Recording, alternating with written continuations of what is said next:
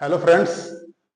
आज फिर से ज्योग्राफी के अगले क्लास में एजुकेटर्स बूस्टर चैनल पे आप लोग का स्वागत है।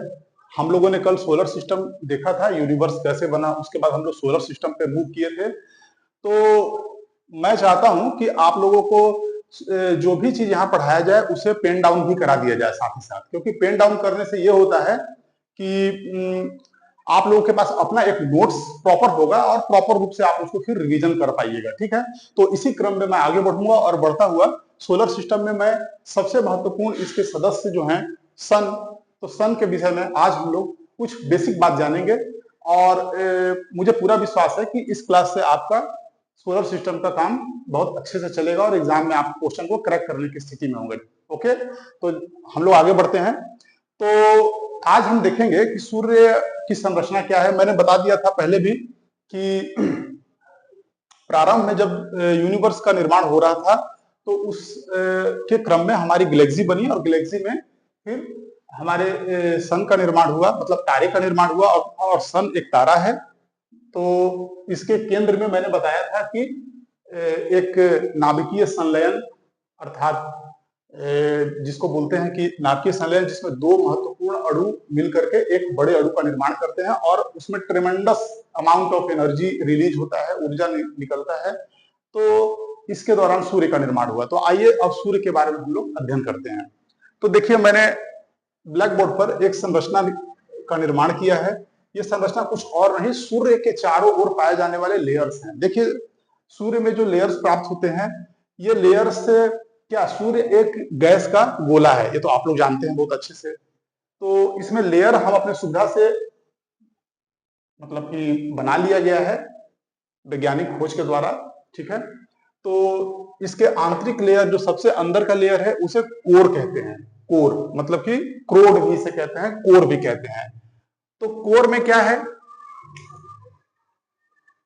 कोर, तो कोर का तापमान अत्यंत उच्च होता है, अत्यंत उच्च तापमान। आप लोग लिखते जाइएगा, अत्यंत उच्च तापमान प्राप्त होता है। लगभग 15 से 20 मिलियन डिग्री सेंटीग्रेड, या 15 करोड़ कहिए, 20 करोड़ कहिए, इसके बीच में भी डिग्री सेंटीग्रेड तापमान मिलता है। तो आप समझ सकते हैं कि यह तापमान कितना अति उच्च है। ठीक है दोस्तों, सूर्य के केंद्र में इस तापमान का कारण है नाभिकीय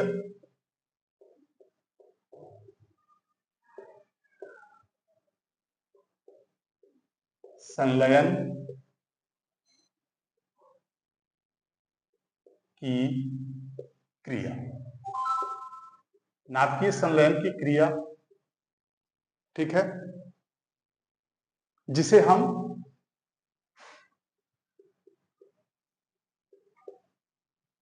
न्यूक्लियर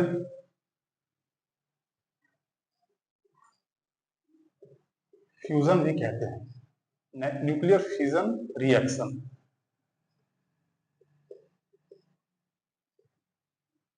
इस क्रिया के कारण सूर्य के केंद्र में बहुत अत्यंत अधिक मात्रा में ऊर्जा और तापमान का, प्रकाश का जन्म होता है। ठीक है, इसमें होता क्या है? तो मैंने बताया था कि तारे का जब निर्माण हुआ तो उसमें दो महत्वपूर्ण गैस प्राप्त होते हैं जिससे निर्मित होता है, एक है हाइड्रोजन और दूसरा हीलियम। सूर्य में भी इन दोनों ही गैसों की मात्रा जो है अत्यंत उच्च मात्रा पाई जाती है, जिसमें हाइड्रोजन की मात्रा जो है वह लगभग 72% के आसपास पाई जाती है, या फिर बहुत जगह आपको 71.5% भी लिखा हुआ मिल जाएगा। और हीलियम की मात्रा लगभग 26.5% प्राप्त होती है। ठीक है, और लगभग अन्य गैस, जिसमें नाइट्रोजन भी है, कार्बन डाइऑक्साइड भी है, ठीक है, तो मैं सबको अन्य में ले लूं तो ये लगभग आपको 2.5 से 3% आराम से मिल जाते हैं। ठीक है, तो ये इस कंपोजिशन हो गया गैस का सूर्य के अंतरतम में, ठीक है। अब जो फ्यूजन रिएक्शन चल रहा है, नाभिकीय संलयन की जो क्रिया चल रही है, उसमें महत्वपूर्ण बात यह होता है कि अत्यंत उच्च तापमान पे ही ये क्रिया हो सकती है, निम्न तापमान पे नहीं होगा। कम तापमान पे तो विखंडन होता है, परंतु अगर आपको संलयन करना है, मतलब कि संलयन का मतलब हुआ कि दो नाभिकों को जोड़ करके एक बड़े नाभिक का निर्माण करना है। तो जैसे कि हाइड्रोजन का एक नाभिक और जब दूसरे हाइड्रोजन से जुड़ रहा है तो हीलियम बन रहा है। ऐसे एक और बात बताता हूं कि कई जगह जब आप अध्ययन करेंगे तो यह भी मिलता है कि हाइड्रोजन के 4 नाभिक मिलकर के हीलियम के एक भारी नाभिक का निर्माण करते हैं, क्योंकि यहाँ पे ये बहुत बड़े स्तर पे ये क्रिया चल रहा है और यहाँ पे तापमान बहुत उच्च है। तो 4 हाइड्रोजन के नाभिक भी जुड़ करके एक हीलियम के नाभिक बनते हैं। वैसे ये स्टैंडर्ड अभिक्रिया है। तो ये अभिक्रिया सूर्य के केंद्र में चल रहा है, जिसके वजह से सूर्य के केंद्र का तापमान मित्रों अत्यंत उच्च है, लगभग 15 से 20 करोड़ डिग्री सेंटीग्रेड, राइट। तो इस तरीके से हम लोगों को ये बात जानना था कोर के विषय में। अब देखते हैं कोर के जस्ट हम जब बाहर आते हैं ना तो एक विकिरण मंडल मिलता है। क्या? विकिरण मंडल। तो मैं इसे रफ भी करता चलूंगा, देख लीजिए, आप लोग इसको नोट करते जाइएगा, ठीक है।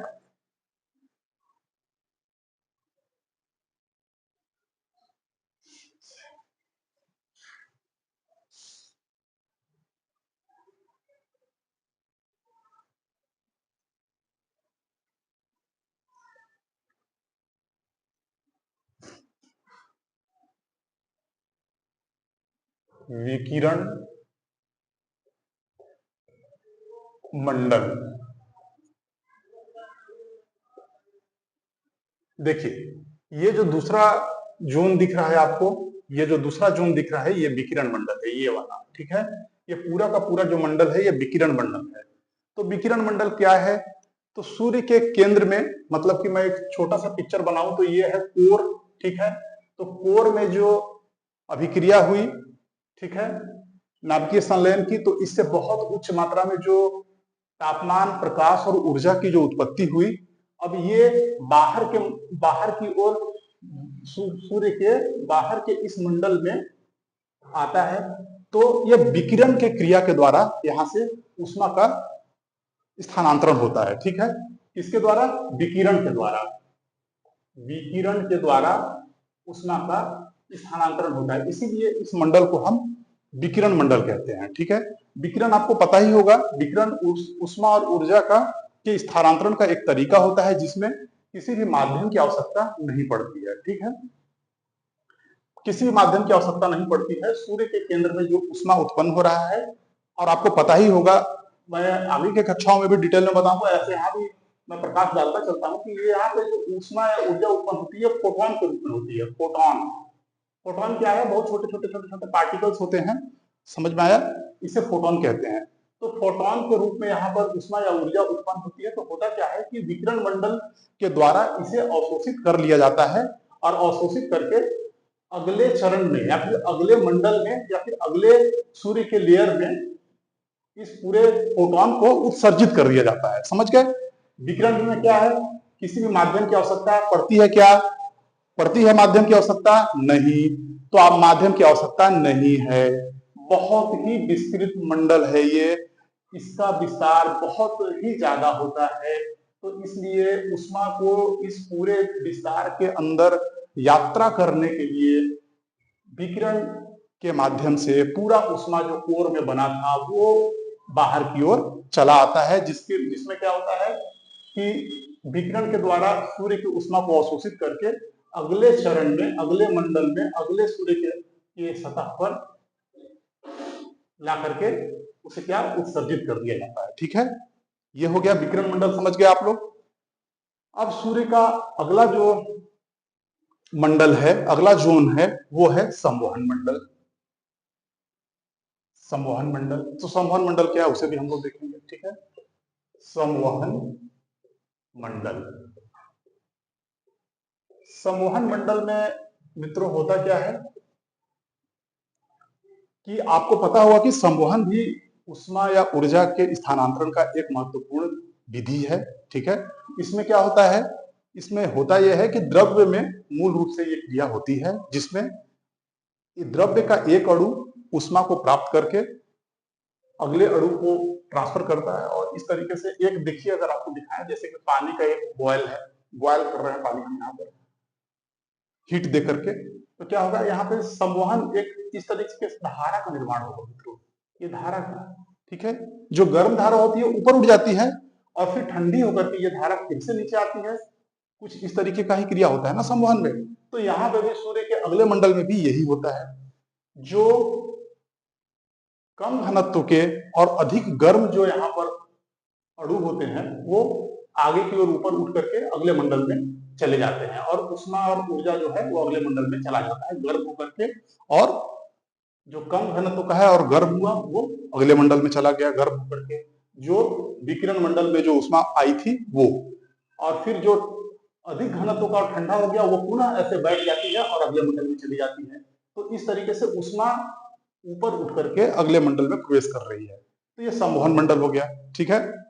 तो ये संवहन मंडल का कार्य हो गया। फिर अगला हम लोग चले तो हो गया फोटोस्फीयर, ठीक, क्या फोटोस्फीयर। तो हम लोगों ने 3 मंडल देखा, एक हम लोगों ने कोर देखा या अंतरतम, फिर हम लोग विकिरण मंडल देखे, फिर संवहन मंडल देखे, अब फोटोस्फीयर पे हम लोग आते हैं, ठीक है। तो फोटोस्फीयर, फोटोस्फीयर देखिए ये थोड़ा ज्यादा इंपॉर्टेंट है, इस पे ध्यान देना है हम लोगों को परीक्षा के दृष्टिकोण से। तो फोटोस्फीयर में क्या होता है, फोटोस्फीयर सूर्य का सबसे वह बाहरी मंडल है, मतलब अभी तक हम लोगों ने आंतरिक मंडल देखा था। सूर्य के पूरे मंडल में 3 जो होते हैं, एक होता है क्रोड या कोर, और दूसरा विकिरण मंडल और संवहन मंडल। इन तीनों को मिलाकर के अंतरतम मंडल कहा जाता है, मतलब आंतरिक, ये आंतरिक जोन है, ठीक है, ये आंतरिक लेयर्स हैं, सतह है। और ये बाहरी जो सतह है उसका पहला सतह ये है फोटोस्फीयर, ठीक है मित्रों। फोटोस्फीयर बाहरी, सूर्य के 3 बाहरी जो सतह है उसमें ये सबसे अंदर का बाहरी सतह है, तो इसे फोटोस्फीयर कहते हैं। फोटोस्फीयर चमकदार होता है, काफी चमकदार होता है, चमकदार होता है, ठीक है, पहला। दूसरा बात इसमें इंपॉर्टेंट है कि इसका तापमान 6000 सेंटीग्रेड के आसपास होता है, ठीक है। अगला पॉइंट इसमें आपको यह समझना है कि फोटोस्फीयर में क्या होता है कि कई महत्वपूर्ण घटनाएं घटती हैं, और ये वह लेयर है जो हमें दिखाई देता है, ठीक है। अंदर के 3 लेयर हम नहीं देख सकते, हम ना क्रोड देख सकते हैं, ना ही हम विकिरण मंडल देख सकते हैं, ना ही संवहन मंडल को हम देख सकते हैं, लेकिन जो देख सकते हैं वो है फोटोस्फीयर। ये हमें दिखता है, जो सबसे अधिक चमकता हुआ सूर्य हमें दिखाई पड़ता है दिन में 12 बजे, 1 बजे, 2 बजे, 3 बजे, तो वो फोटोस्फीयर ही है, ठीक है। तो फोटोस्फीयर है, ये चमकदार है और दिखाई पड़ता है, दिखाई पड़ता है, दिखाई पड़ता है हमें ये, राइट। उसके बाद फिर आगे चले हम, तो देखिए फिर क्या होता है कि इस फोटोस्फीयर में कई तरह के महत्वपूर्ण खगोलीय घटनाएं घटती है, जैसे कि सन स्पॉट की घटना। यहां पर क्या घटता है, सन स्पॉट की घटना, सन स्पॉट की घटना यहां पर दिखाई पड़ती है, ठीक है। यहाँ पर सूर्य के सतह से यहाँ पे सोलर फ्लेयर्स निकलते हैं, मतलब कि लपट की तरह आप मान सकते हैं। वहां पर जो गैस है, तापमान है, वो एक लपट के रूप लेकर के बिल्कुल निकलता है, ठीक है। तो इस तरह की घटनाएं यहाँ पर दिखाई पड़ती है। सारी घटनाएं कहाँ हो रही है, फोटोस्फीयर में, ठीक, ठीक है। तो हम लोग आगे बढ़े इसी क्रम में, बातों को समझिए और नोट भी करते जाइए। मैंने आज से नोट कराने का कार्य भी प्रारंभ किया है, ताकि आप लोग के पास एक रेडीमेड नोट्स रहेगा, जिससे आप लोग अपना रिवीजन का भी कार्य धीरे धीरे कर सकते हैं, ठीक है। तो देखते हैं हम लोग, फोटोस्फीयर हम लोगों ने देखा, अब देखते हैं फोटोस्फीयर में सन स्पॉट क्या है, ठीक है। सन स्पॉट, सन स्पॉट को हम क्या कहते हैं, सौर्य कलंक, ठीक है, सौर्य कलंक। ये क्या होता है, तो देखिए, तो ये ऐसा धब्बा होता है, इस तरीके से धब्बा जो दिख रहा है, ये ऐसा धब्बा होता है, ठीक है। सन स्पॉट्स में धब्बे होते हैं बहुत सारे। ये धब्बे कहाँ पे बनते हैं फ्रेंड्स? ये फोटोस्फीयर के अंदर होते हैं, राइट? फोटो स्फीयर के अंदर ये सन स्पॉट्स प्राप्त होते हैं। तो ये है क्या? तो देखिए होता क्या है कि ये एक साइकिल में होते हैं, मतलब एक चक्र में सन स्पॉट्स बनते हैं। लगभग 11 वर्षों का एक चक्र होता है, 11 वर्षों का एक चक्र होता है। हर 11 वर्ष में लगभग सन स्पॉट्स की घटना प्रारंभ होती है, दिखाई पड़ती है, जो कुछ दिनों और कुछ महीनों तक चल सकती है। ठीक है, इसमें बेसिकली होता क्या है इस सन स्पॉट्स कि ये फोटोस्फीयर का तापमान मैंने कितना बताया था आपको? 6000 डिग्री सेंटीग्रेड। और ये जो सन स्पॉट्स है तो इसका तापमान जो होता है ना, ये कम होता है। ठीक, इसका तापमान लगभग 1500 डिग्री सेंटीग्रेड के आसपास आप मान सकते हैं, 1500 डिग्री सेंटीग्रेड। तो आप समझ जाइए कि जब 6000 डिग्री सेंटीग्रेड से यहां से उष्मा बाहर की ओर निकल रही है और उसके अपेक्षाकृत ये जो सन स्पॉट्स हैं, छोटे छोटे बिंदु हैं, इनका तापमान 1500 डिग्री सेंटीग्रेड है। तो तापमान में इतना अंतर है, तो इसके वजह से यहाँ पे ये कम चमकदार और कुछ अंधेरा जैसा या कुछ मतलब कि फीका और अंधेरा जैसा ये दिखाई पड़ता है। क्यों? क्योंकि तापमान का अंतर आप देख लीजिए, आपको स्वयं दिखाई पड़ रहा होगा। 6000 डिग्री सेंटीग्रेड का चमक और 1500 डिग्री सेंटीग्रेड का चमक, दोनों में काफी अंतर है, जिसके वजह से ये अंधेरा संरचना दिखाई देता है। इसे सन स्पॉट्स कहते हैं, पहला कारण। दूसरा बात आप समझिए, बिल्कुल अच्छे से समझ जाइए। दूसरा कारण ये है कि सन स्पॉट्स जो आपको दिख रहा है, ये यहाँ होता क्या है कि यहाँ पर चुंबकीय क्षेत्र बनता है, तीव्र चुंबकीय क्षेत्र। कैसा? तीव्र चुंबकीय क्षेत्र। ये तीव्र चुंबकीय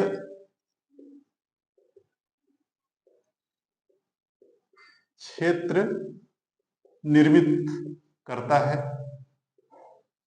तीव्र चुंबकीय क्षेत्र निर्मित करता है, जिससे क्या होता है कि उष्मा का जो यहाँ संवहन जो है, या उष्मा का जो यहाँ पे संवहन है, मतलब कि बाहर जब उष्मा आ रही है, संवहन मंडल, इसके जस्ट पीछे संवहन मंडल था, तो संवहन मंडल से उष्मा संवहित होकर के सूर्य के अगले मतलब कि सतह पे आती है। तो अगला सतह कौन सा है? फोटोस्फीयर। ठीक, तो जब ये सन स्पॉट्स बन जाता है तो इसके ऊपर चुंबकीय क्षेत्र बनते हैं, तो संवहन के द्वारा जो ऊर्जा फोटोस्फीयर में आ रही है वो इनके द्वारा अवशोषित कर ली जाती है, और पूरा उष्मा या ऊर्जा बाहर नहीं आ पाता है, जितना कि फोटोस्फीयर के बाकी सतह पर आ पाता है। तो इसके वजह से ये काला धब्बा की तरह दिखाई पड़ता है। तो यही है सन स्पॉट्स, जो 11 वर्षों में एक चक्र पूरा होता है इसका। ठीक है मित्रों, मुझे लग रहा है कि आप लोगों ने इसे समझ लिया। ठीक है, उसके बाद फिर क्या होता है कि आगे चलते हैं।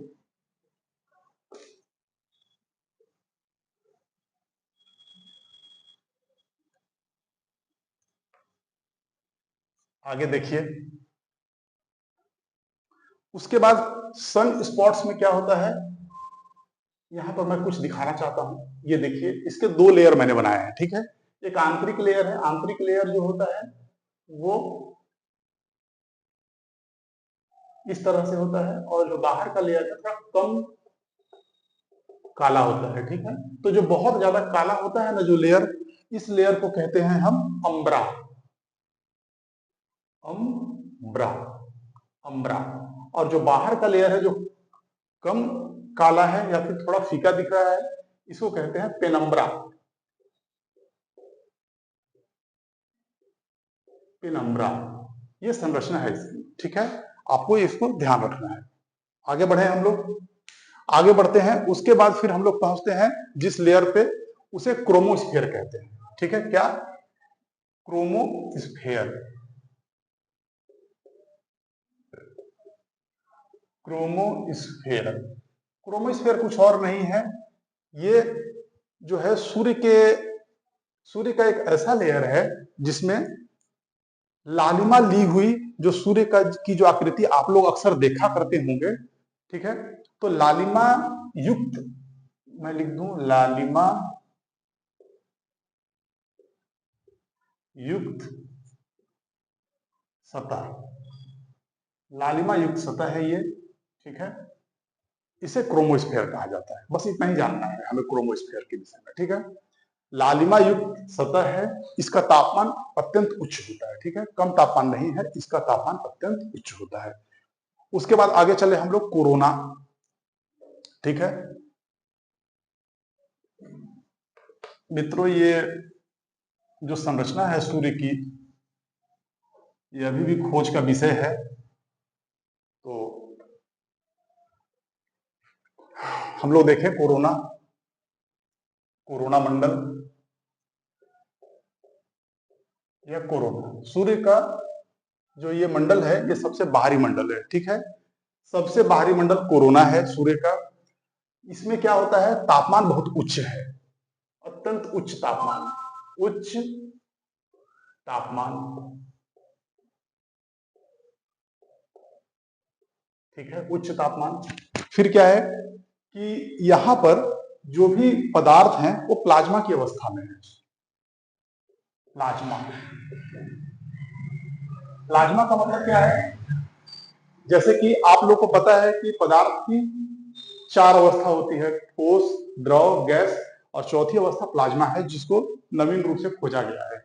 इसमें क्या होता है, आयनीकृत होते हैं, जितने भी गैस हैं वो आयनीकृत हो जाते हैं, ठीक है।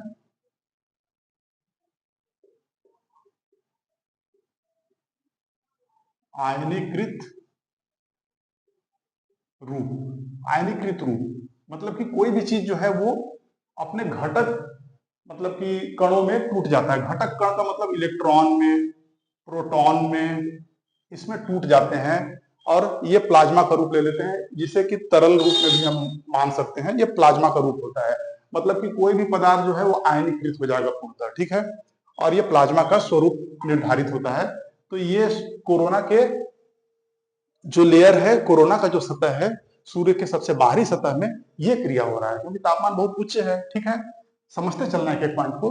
फिर देखिए कि यहाँ पर एक सबसे महत्वपूर्ण खासियत वाली बात जो है कोरोना के लेयर में, क्या होता है कि आप यहाँ पर देखिए, जब पूर्णतः सूर्य ग्रहण होगा, ठीक है, सूर्य ग्रहण, पूर्णतः सूर्य ग्रहण, सूर्य ग्रहण, सूर्य ग्रहण में क्या होता है, चंद्रमा आगे आ जाता है सूर्य के, आपको पता ही है, पृथ्वी, और मान लीजिए कि ये हमारी पृथ्वी है, ये सूर्य है, ठीक है, इसके बीच में कौन आ गया, चंद्रमा, ठीक है। तो इससे क्या होता है, सूर्य ग्रहण। तो सूर्य को चंद्रमा ने क्या किया, कवर कर लिया, घेर लिया। यही बात है ना, प्रकाश जो है हम तक पहुंचा नहीं, तो हमको सूर्य का वो हिस्सा दिखाई नहीं पड़ रहा है, तो सूर्य ग्रहण हो गया। तो सूर्य ग्रहण में जब सूर्य के सभी लेयर ढक जाएंगे ना, तो एक मात्र लेयर जो दिखाई देगा वो कोरोना का लेयर दिखाई देगा। ये बात समझ में आ गया आपको। तो सूर्य ग्रहण में चंद्रमा के द्वारा जब सूर्य के सभी लेयर्स को ढक लिया जाता है, तो कोरोना का लेयर स्पष्ट रूप से दिखाई देता है, जो बैगनी कलर का, थोड़ा पीलापन, बैगनीपन दिखाई पड़ता है। आप लोग देखे भी होंगे सूर्य ग्रहण के समय,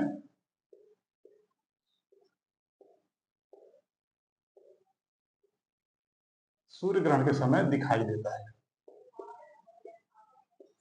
कोई दिक्कत, ये ठीक है, सूर्य ग्रहण के समय दिखाई देता है, ठीक है। उसके बाद मैं चलता हूं आगे आप लोगों को लेकर के।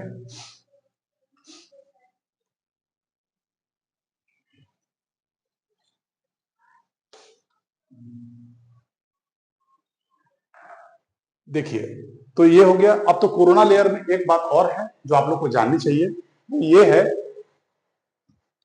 कि यहां से कोरोना के लेयर से, मतलब कि इस बाहरी लेयर से सौर्य पवन की उत्पत्ति होती है। सौर्य पवन की उत्पत्ति होती है, मतलब ये प्लाज्मा की अवस्था में है, जहां पे गैस क्या है, आयनीकृत है, इलेक्ट्रॉन और प्रोटॉन के रूप में।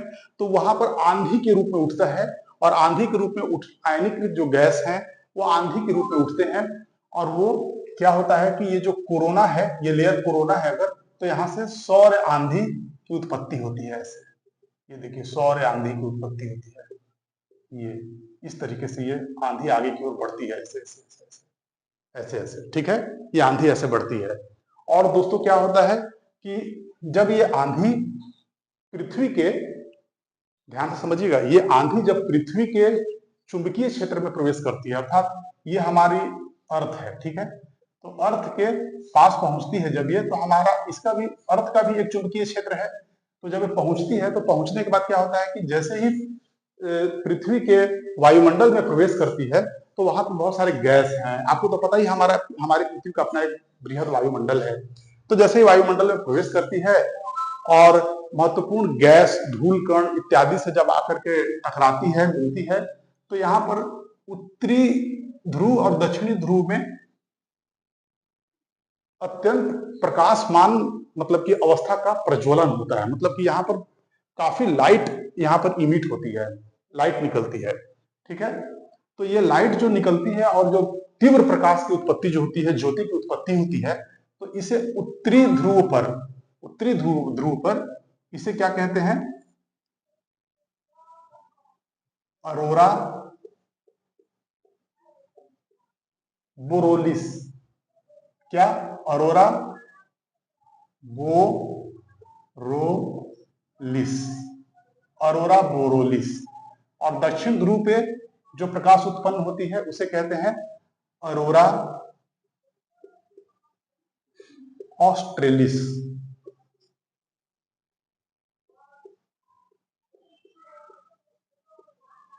ऑस्ट्रेलिस।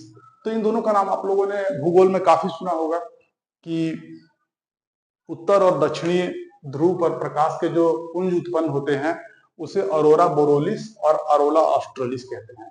पर उत्पत्ति कैसे होती है? तो कोरोना से ही जो सौर्य पवन चलते हैं, वो सौर्य पवन जब आगे बढ़ती हुई पृथ्वी के नजदीक पहुंचते हैं, वायुमंडल में पहुंचते हैं, तो यहाँ के वायुमंडल से टकराने की वजह से या फिर आयनीकृत जो गैस हैं वो हमारे पृथ्वी के वायुमंडल में जो गैस धूलकण प्राप्त होते हैं उससे जब मिलते हैं तो वहां पर तीव्र प्रकाश उत्पन्न होता है, जो उत्तरी ध्रुव पर अरोरा बोरोलिस और दक्षिणी ध्रुव पर अरोरा ऑस्ट्रेलिस कहलाता है। तो आप लोग इसे नोट कीजिए। देखिए, मैंने काफी डिटेल में बताने की कोशिश की है, और इतना अगर आप लोगों ने कवर किया है, लिख लिया है और बार बार प्रैक्टिस किया है, तो परीक्षा में कोई भी प्रश्न नहीं छूटेंगे। चाहे वो संघ लोक सेवा आयोग के द्वारा आयोजित कोई भी परीक्षा हो, या राज्य लोक सेवा आयोग का हो, या फिर कोई भी परीक्षा जैसे रेलवे, एसएससी वगैरह का है, सभी जगह आपको ये काम आएगा। ठीक है, तो ठीक है, अगले क्लास में मैं सोलर सिस्टम के अन्य जो प्लेनेट्स हैं उसके विषय में डिटेल में मैं पेन डाउन करवाऊंगा, लिखवाऊंगा, और इस कक्षा को आगे बढ़ाया जाएगा। इस रूप में आप इस चैनल के साथ जुड़े रहिए और इस चैनल को सपोर्ट कीजिए। धन्यवाद। Thank you very much.